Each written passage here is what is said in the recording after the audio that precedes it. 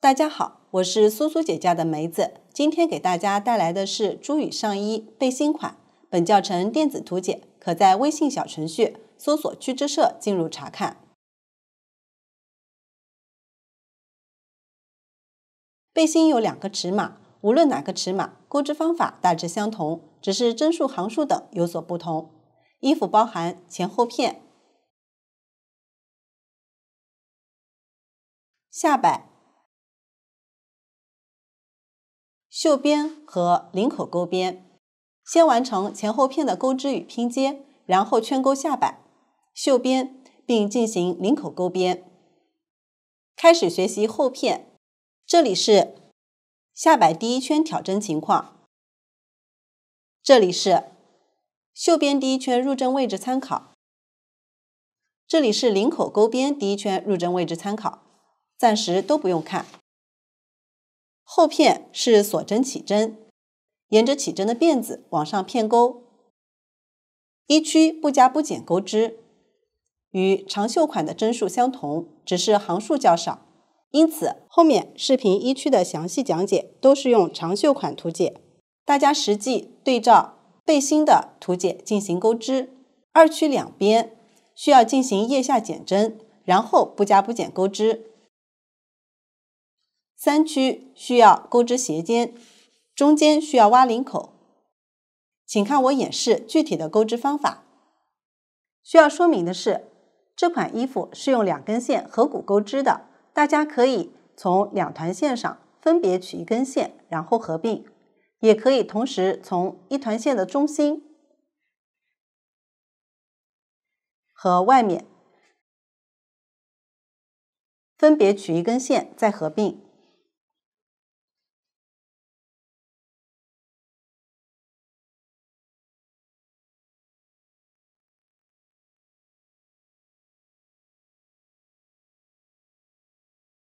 另外，由于线材特殊，不易拆卸，建议大家先用家里的零线，跟着视频学习钩织方法，学会后再正式钩织。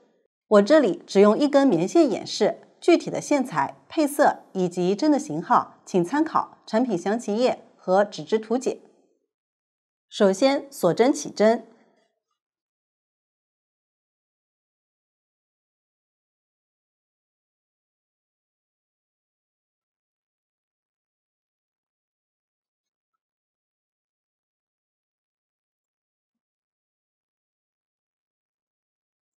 起针不要钩太紧，可以稍微松一点，方便后面钩织。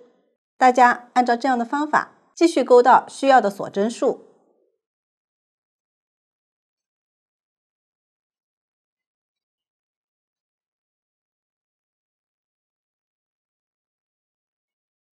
小样针数较少，主要讲解方法。起针完成后，开始钩第1行。第1行从右往左看图解，开头立3个锁针，这3个锁针作为长针的起立针，算作一个长针，对应倒数第4个锁针。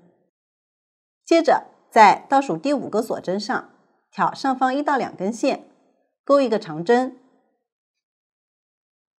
我挑1根线钩织。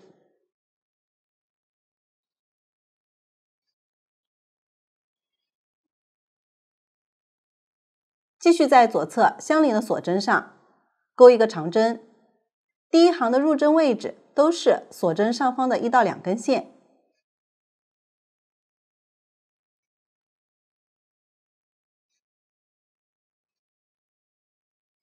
加上起立针，这里相当于钩了3个长针。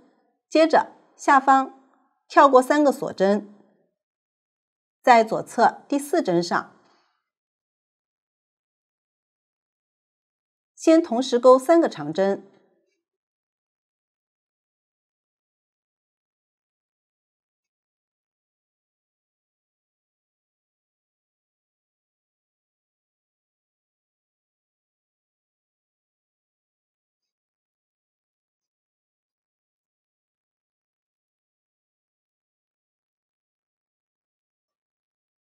完成后1个锁针，同一个入针位置再钩3个长针。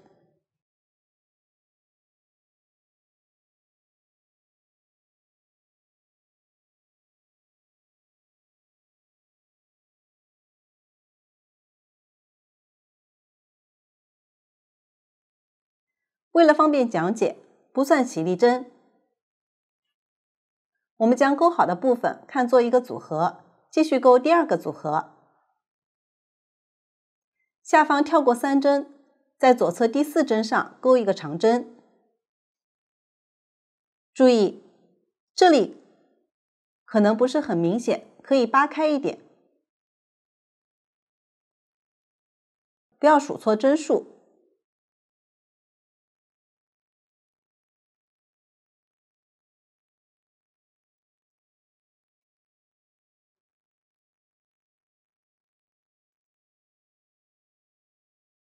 继续在左侧相邻锁针上钩一个长针。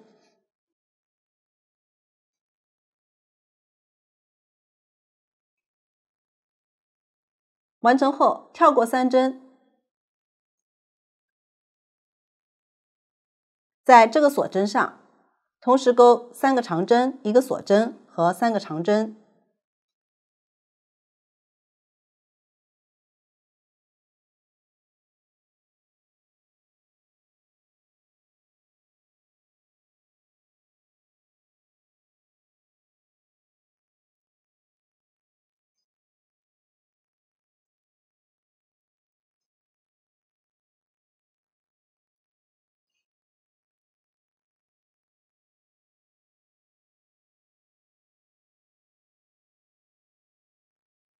第2个组合完成。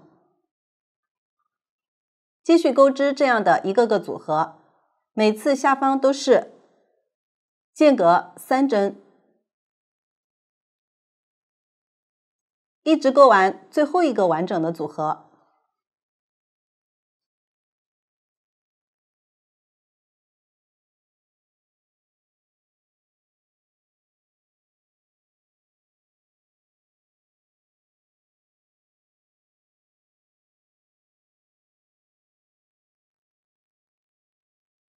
完成后，下方跳过3个锁针，刚好在最后3个锁针上分别钩一个长针。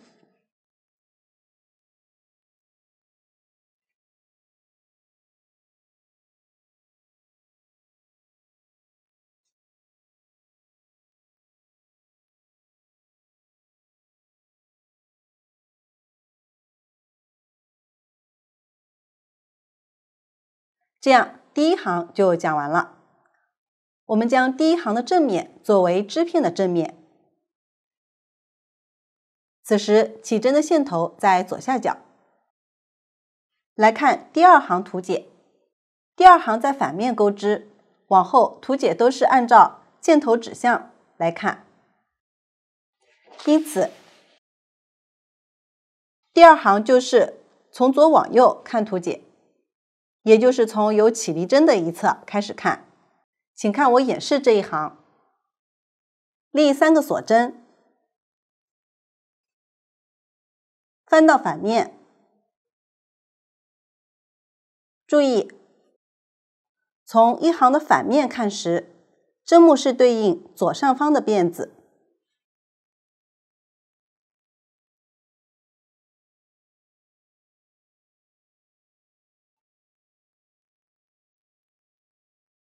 接着，我们在第2针和第3针之间的缝隙中，不是针目上，同时钩一个长针，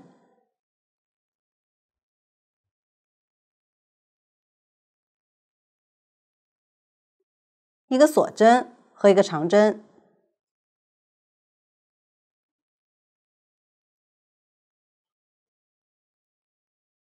接着钩一个锁针，然后是一个长针正拉针的符号，在反面要钩长针的反拉针。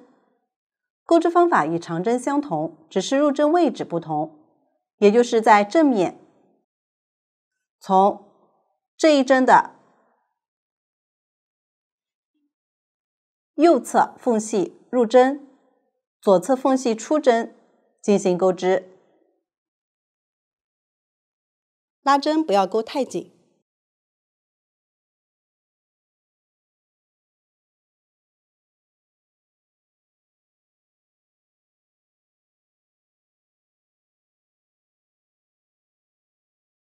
这个就是长针的反拉针。在正面看，就是长针正拉针的效果。后面钩织时简称反拉针。接着，在左侧这2个长针之间的锁针洞中钩一个短针。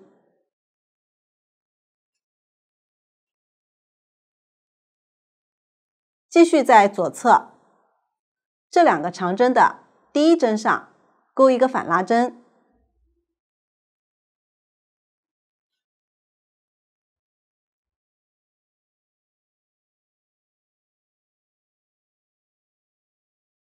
一个锁针，然后在这2个长针之间的缝隙中同时钩一个长针、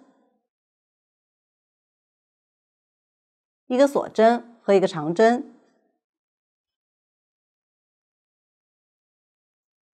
再钩一个锁针，然后在第2个长针上钩一个反拉针。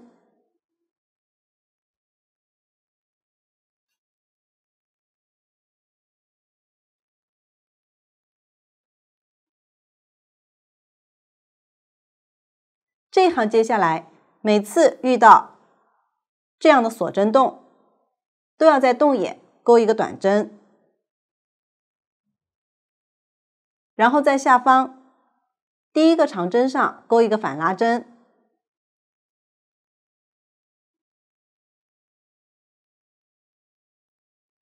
一个锁针，缝隙同时钩一个长针、一个锁针和一个长针，再钩一个锁针，第2针上再钩一个反拉针，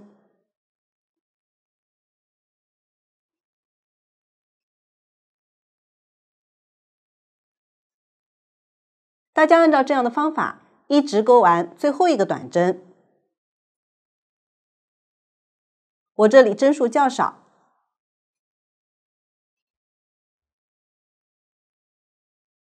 完成后，在这里第1个长针上钩一个反拉针，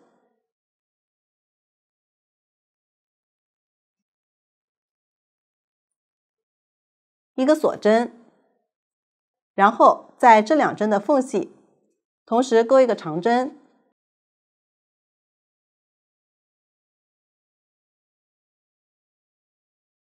一个锁针和一个长针，最后在起立针上挑顶端锁针的2根线钩最后一个长针。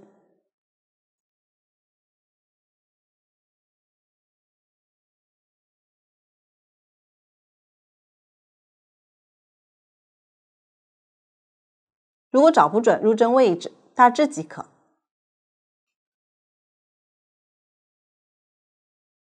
第2行就讲完了。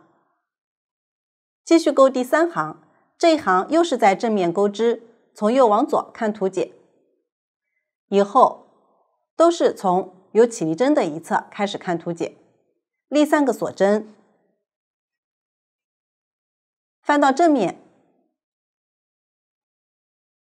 然后在左侧这2个长针之间的锁针洞中同时钩一个长针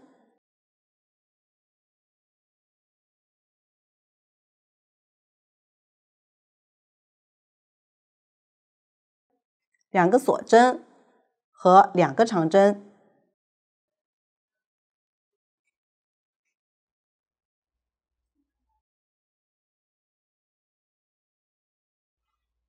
接着在短针两边的拉针上分别钩一个长针的正拉针。这一行在正面钩织，因此正常钩长针的正拉针。钩织方法也与长针相同，只是入针位置不同。像这样挑起这个拉针，进行钩织。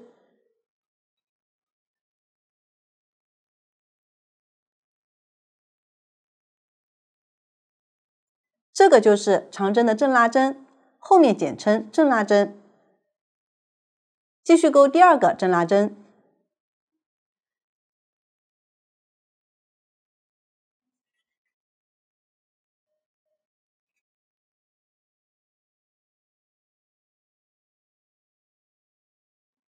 完成后，在左侧第二个锁针洞中，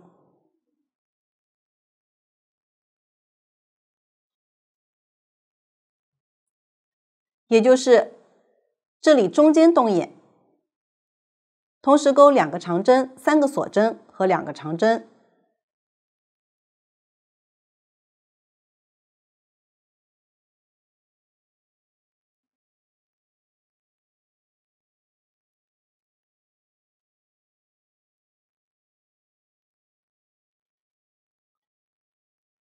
接下来，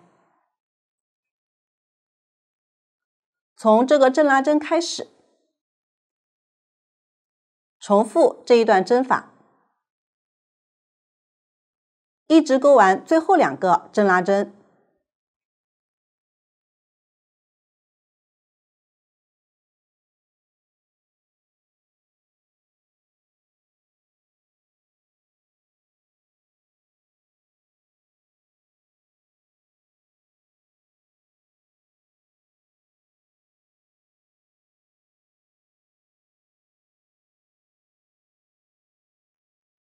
完成后，在左侧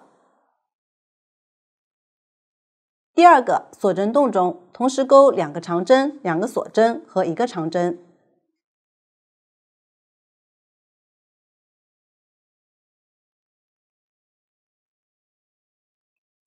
最后在起立针上挑顶端2根线，钩1个长针。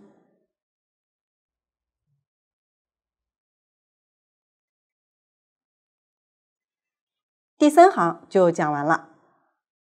继续钩第4行，这一行在反面钩织，立3个锁针，翻到反面，在这个大洞中同时钩1个长针、1个锁针和3个长针。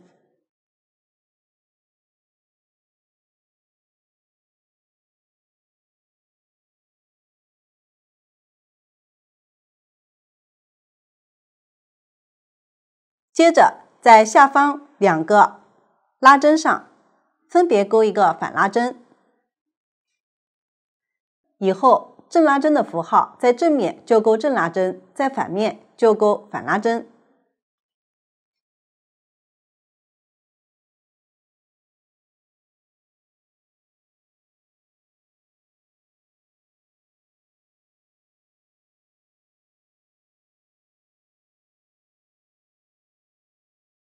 接着在这个锁针大洞中同时钩3个长针、1个锁针和3个长针。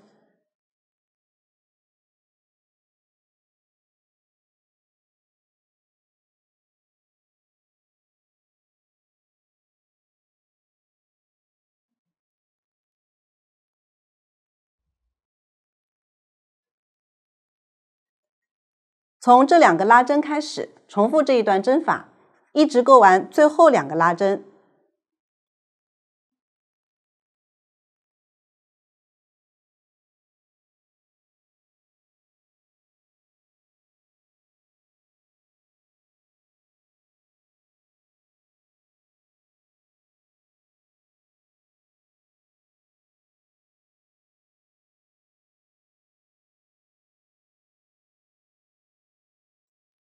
完成后，这个大洞中同时钩3个长针、1个锁针和1个长针。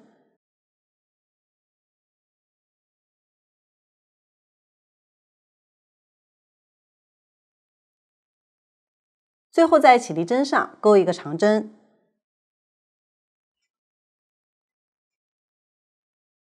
第4行完成。来看第5行图解，可以发现这一行中间的针法与第2行相同，只是花样错开了，并且第2行在反面钩，第5行在正面钩。我继续演示第5行，立一个锁针，作为短针的起立针，不算一针。接着翻到正面，在边缘长针针目上钩一个短针，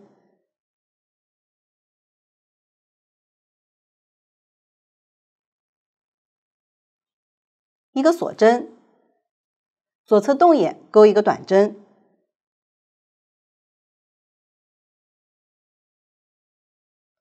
然后在下方第一个拉针上钩一个正拉针，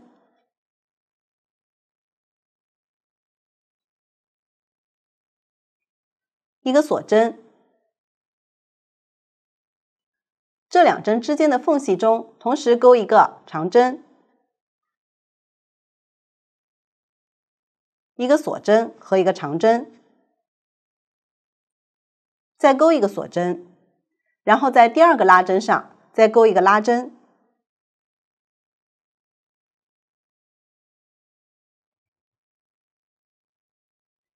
左侧动眼钩一个短针，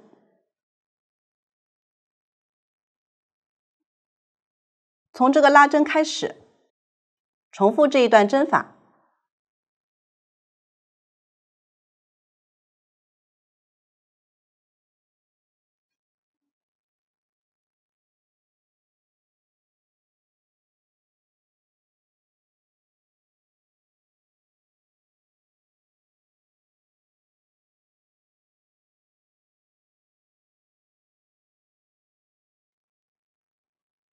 结尾，在这个动眼钩一个短针，一个锁针，最后在起立针顶端钩一个短针。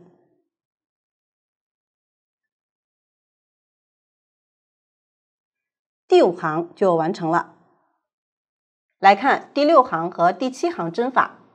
第6行中间针法与第3行相同，第7行中间针法与第4行相同，但都是正反面不同，并且花样错开了。我继续演示第6行和第7行，先钩第6行，立3个锁针，翻到反面，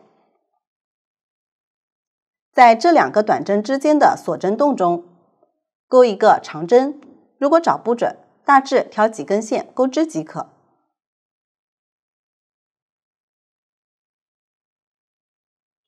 接着在这个拉针上钩一个反拉针，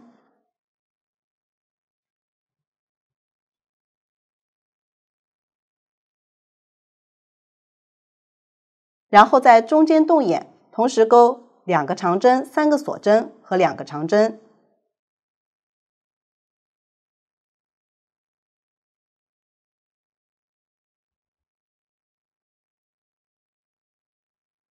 继续在这个拉针上钩一个反拉针，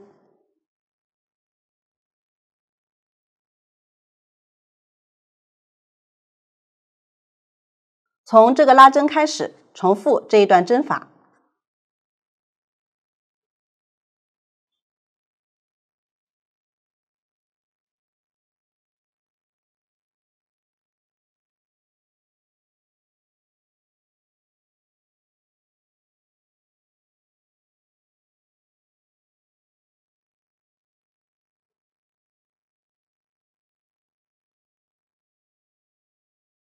最后一个拉针钩完后，在这2个短针之间的动眼以及边缘短针针目上分别钩一个长针。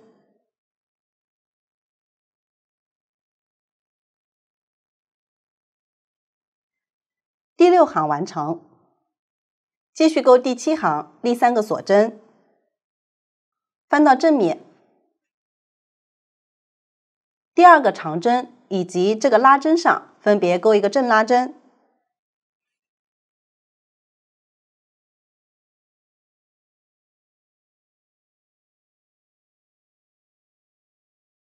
左侧动眼同时钩3个长针、1个锁针和3个长针。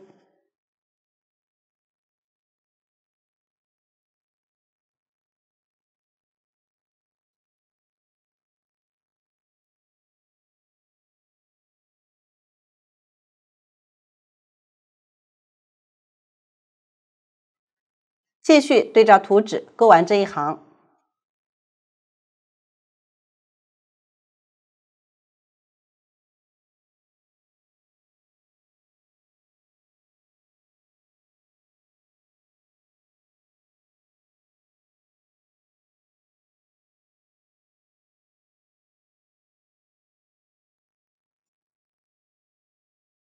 现在第7行就讲完了。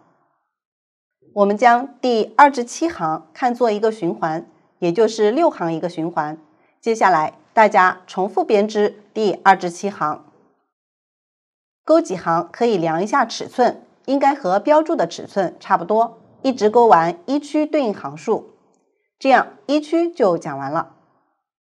接着学习2区，不同尺码2区首尾情况有所不同。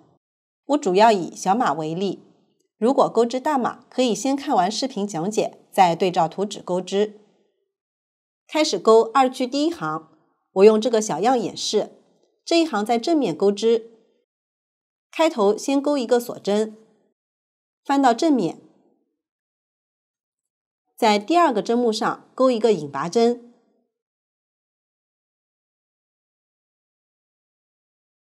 椭圆形实心点表示引拔针不用拉紧，再在左侧动眼引拔。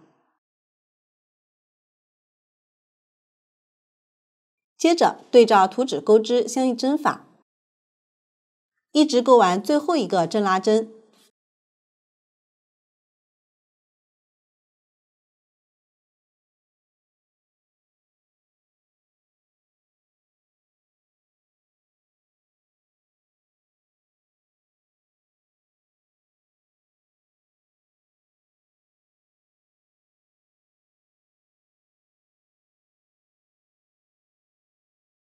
完成后，左侧动眼引拔。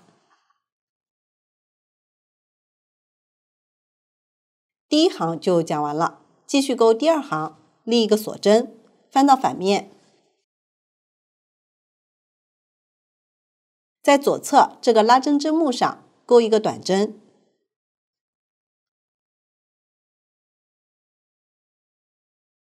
左侧动眼和长针针目上再分别钩一个短针。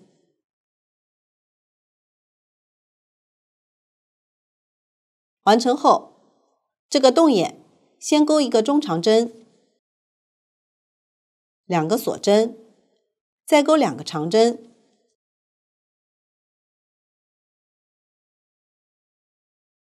然后继续对照图纸钩织，一直钩完最后一个短针。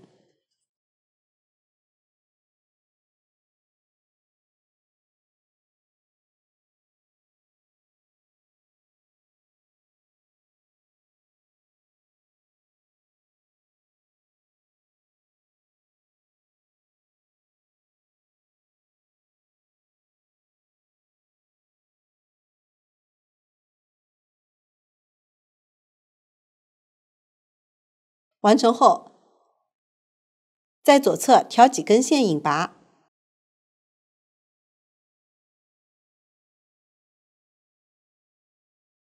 第2行完成，继续钩第3行。首先将线固定一下，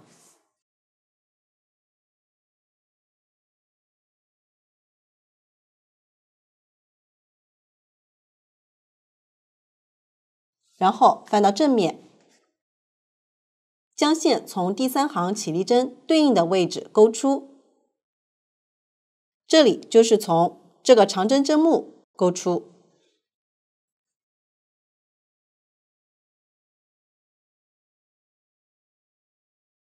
度线不要太紧，稍微松一点。立3个锁针，然后正常钩织这一行。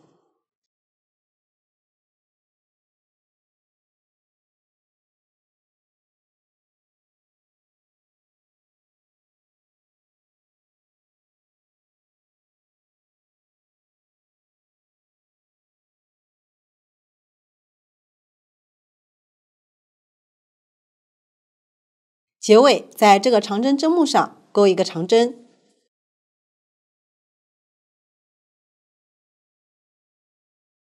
第3行完成，继续钩第4行，立3个锁针，翻到反面，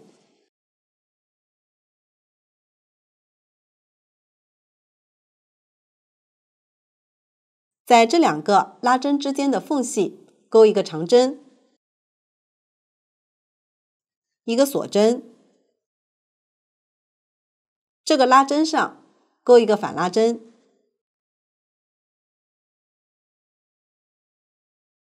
继续正常钩织。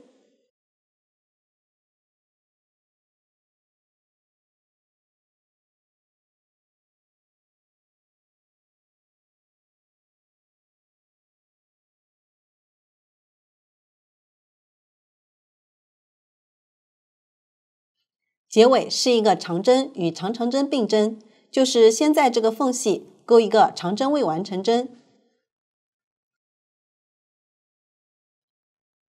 然后在这个起立针上钩一个长长针未完成针。长长针未完成针就是绕线2圈进行钩织。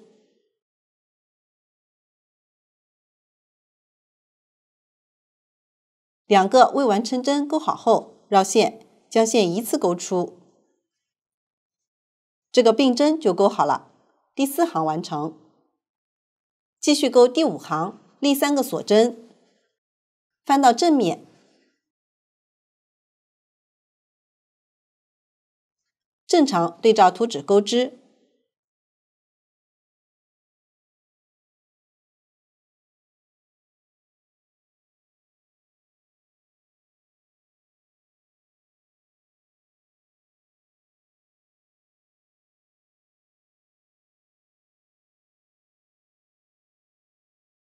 结尾长针钩在这里起立针右侧的长针上，起立针位置不钩，第5行完成，继续钩第6行，立2个锁针，翻到反面，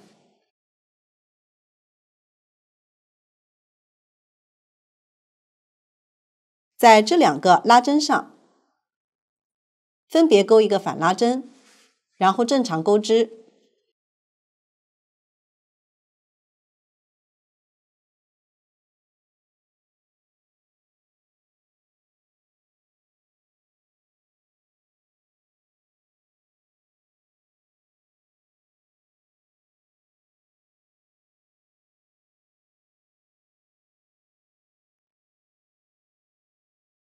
结尾是一个长针正拉针与长针并针，也就是先在这个拉针上钩一个长针反拉针的未完成针，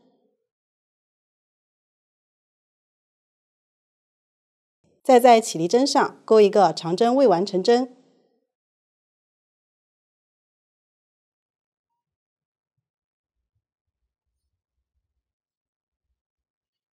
然后绕线，将线依次钩出。第6行完成，继续钩第7行，立3个锁针，再钩一个锁针，相当于直接钩4个锁针，翻到正面，这个拉针上钩一个正拉针，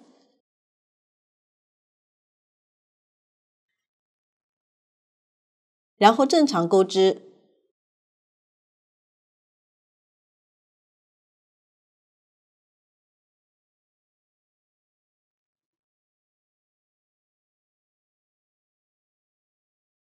结尾钩完这个拉针后，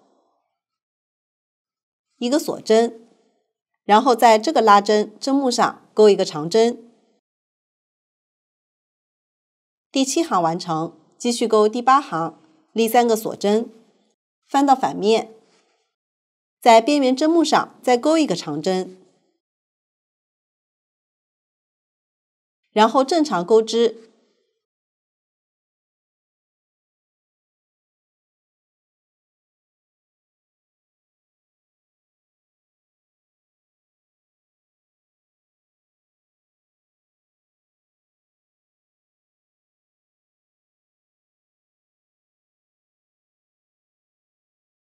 结尾拉针钩完后，在起立针第3个锁针上，同时钩2个长针，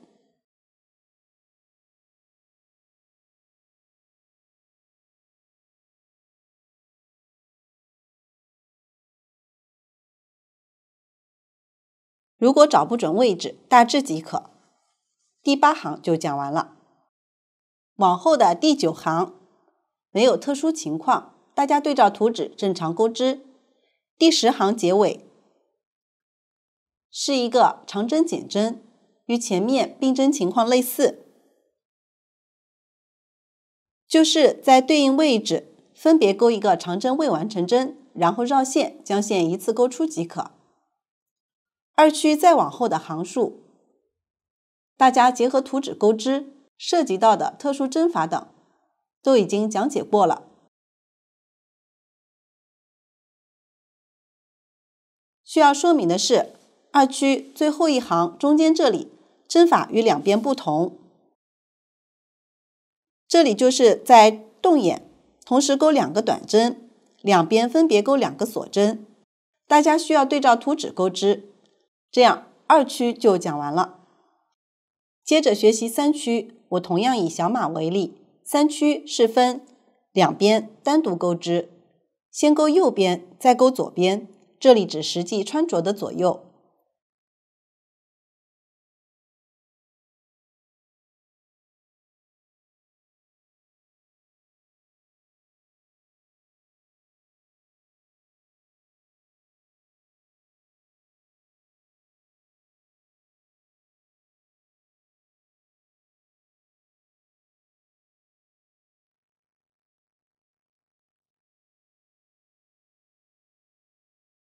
右边第1行钩完这个短针后，就在左侧针目引拔结束。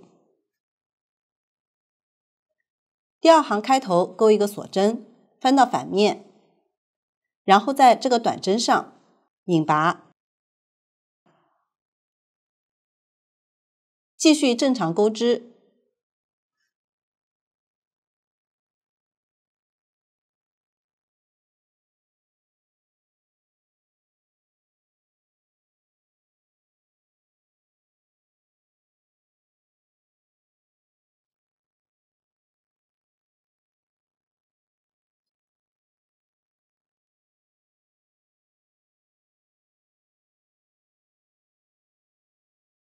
完成后正常断线，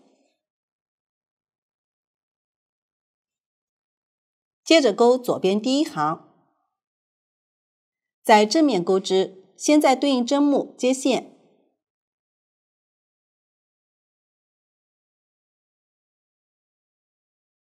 立一个锁针，然后对照图纸钩完这一行。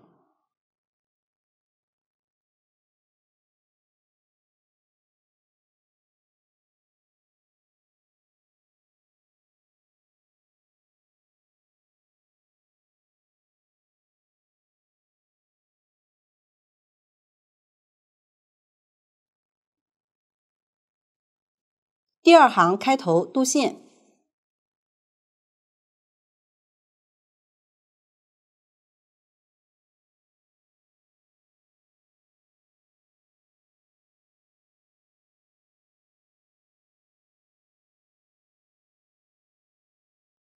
将线渡到这个短针针目位置，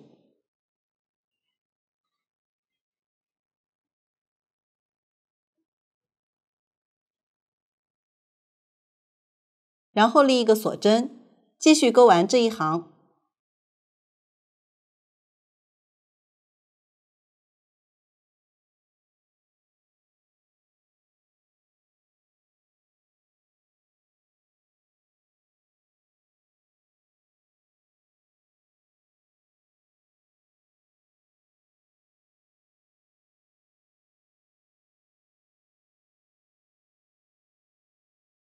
完成后断线即可。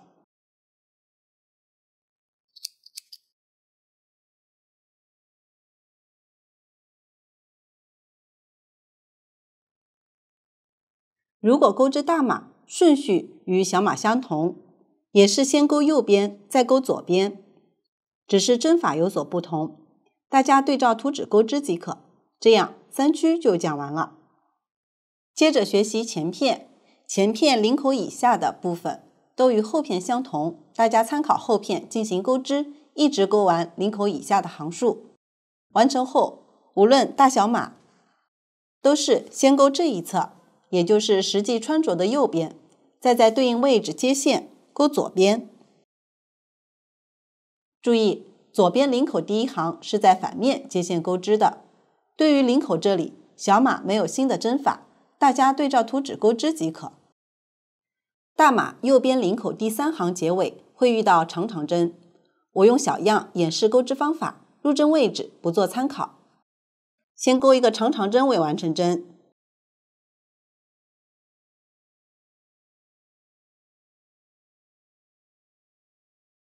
然后绕线，将线依次钩出，长长针完成。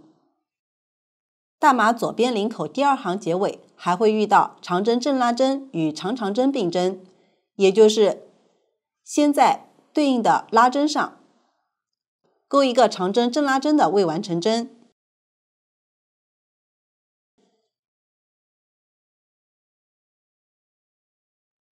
然后在对应位置钩一个长长针未完成针。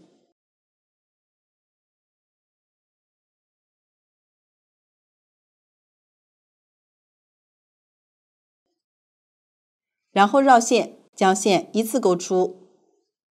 这个就是长针正拉针与长长针并针。接下来大家对照图纸，将两边分别钩好并断线。这样前片就讲完了。前片钩完后，可以先将肩部拼接起来。拼接就是在反面同时穿入2个织片边缘，钩1个短针和2到3个锁针。钩织时，如果遇到肚线，需要将肚线包裹进去。拼接方法也可以根据喜好确定。肩部拼接好后，将前后片的衣区也拼接起来。拼接方法与肩部相同，也是在反面进行。下面请看拼接方法的演示，学会后再动手操作。以右前片为例，注意左右前片指实际穿着的左右，将右前片和后片正面相对，反面在外。可以从任意一侧开始拼接，将肩部重叠对齐。这个小样是后片，这个是右前片。我们从边缘这里开始，一直拼接到这个长针位置。后片这里就是这个长针位置。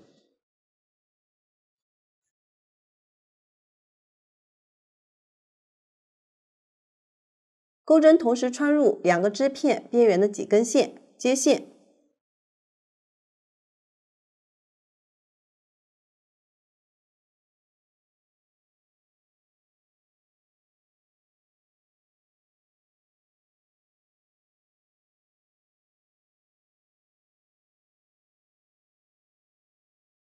立一个锁针，接线处钩一个短针，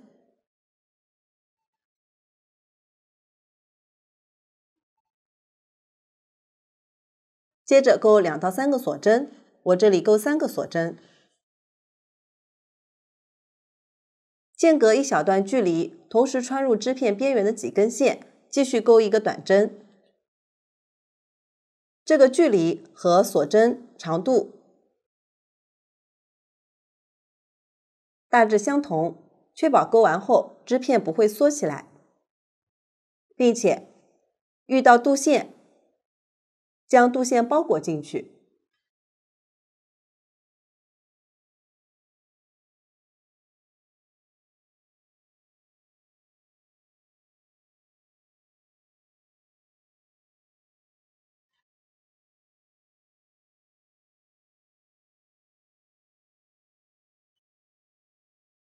拼接就是交替钩1个短针，2到3个锁针，将这条边拼接完成。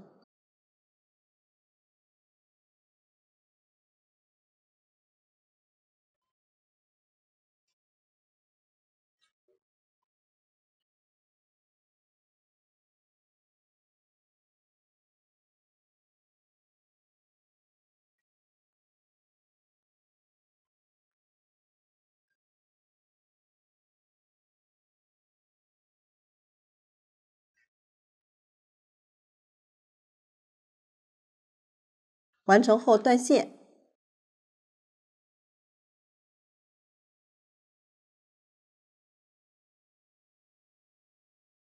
全部拼接好后，在下方圈钩下摆，然后在袖口圈钩袖边，最后进行领口钩边。开始学习下摆，首先将衣服翻到正面，起针朝上，然后找到任意一侧的拼接处，在边缘长针的入针位置接线。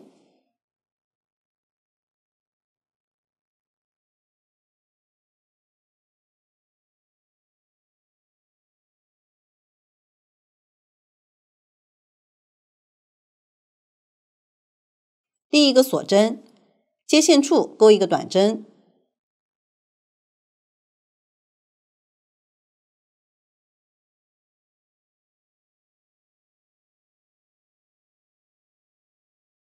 这里的位置如果找不准，大致即可。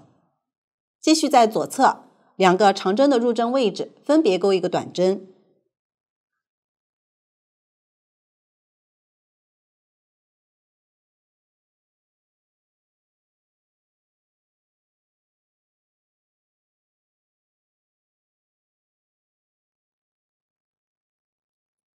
然后在左侧洞眼钩2个短针，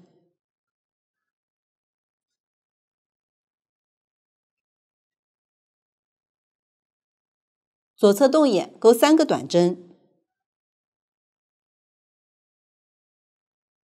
这个入针位置不钩。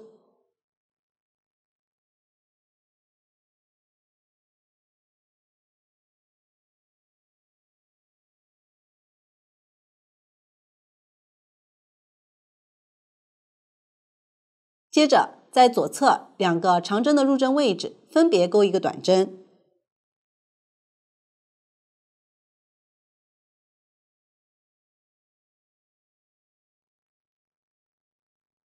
往后每次都要在这个洞眼钩2针，这个洞眼钩3针，这2个长针入针位置分别钩1针。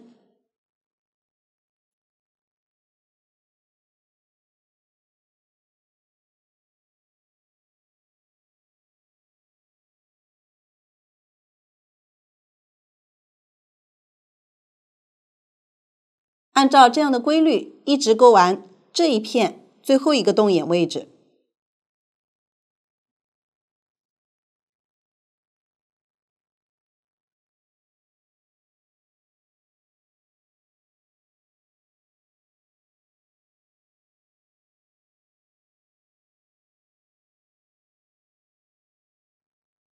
完成后，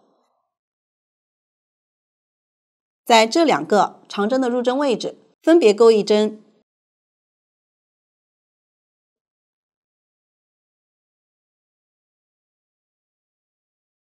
然后在旁边挑1到2根线，再钩1针。接着到了另一片的位置，和这一片钩织规律相同。这3个入针位置分别钩1针，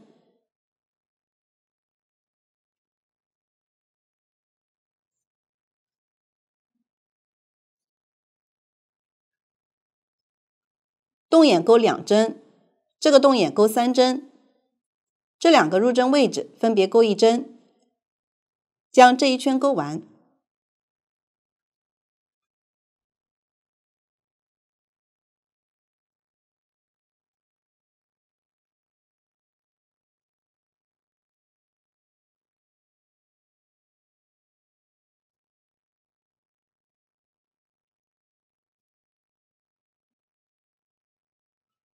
全部钩完后，在第一个短针针目上引拔连接，圆形实心点表示引拔针需要拉紧，不算1针。第1圈就讲完了。继续钩第2圈，我用这个小样演示，立3个锁针，对应第1个短针，接着从第2个短针针目开始，一一对应钩长针，将这一圈钩完。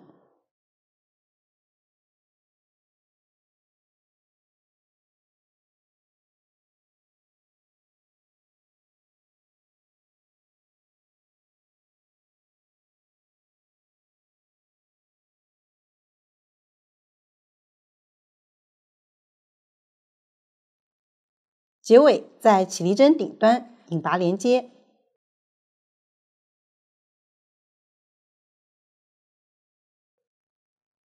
这样第2圈就讲完了。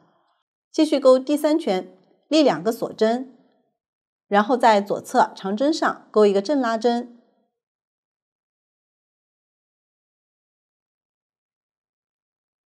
接着是长针反拉针的符号，在正面就是正常钩织长针的反拉针。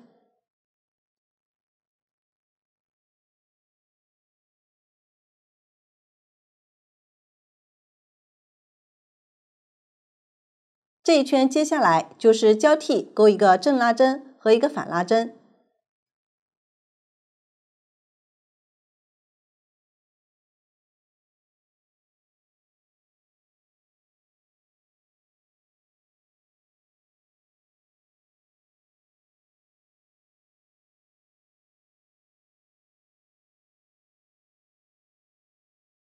最后一针刚好是一个正拉针，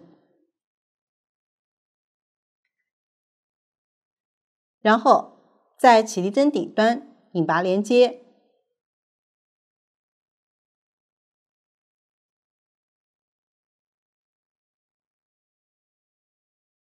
第3圈完成。往后圈数钩织方法都与第3圈相同，也就是每一圈开头立2个锁针，然后交替钩一个正拉针和一个反拉针。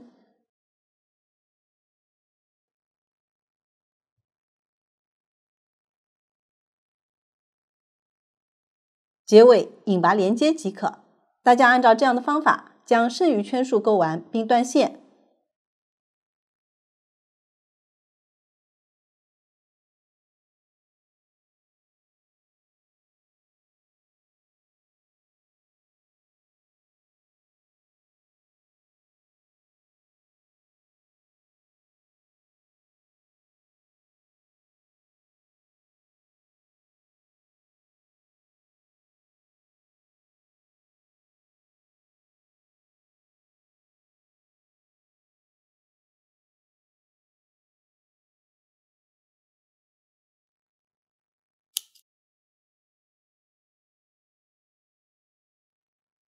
所有线头都可以顺着纹理在反面藏一下。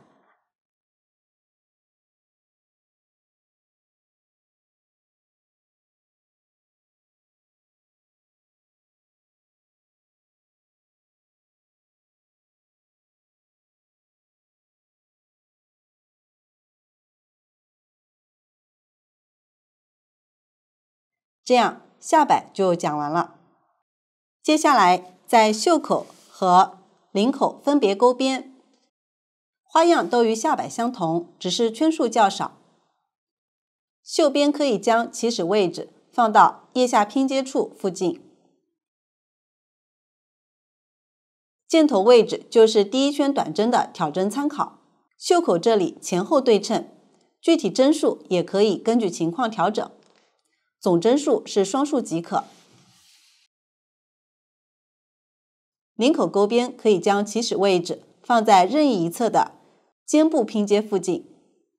大家对照各自的图解，将袖边和领口钩边分别钩好。到这里，这款衣服就讲完了。如果大家在编织过程中还有不清楚的地方，可以与我们的客服联系。苏苏姐家一针一线，享受生活乐趣。感谢大家的观看，我们下集再见。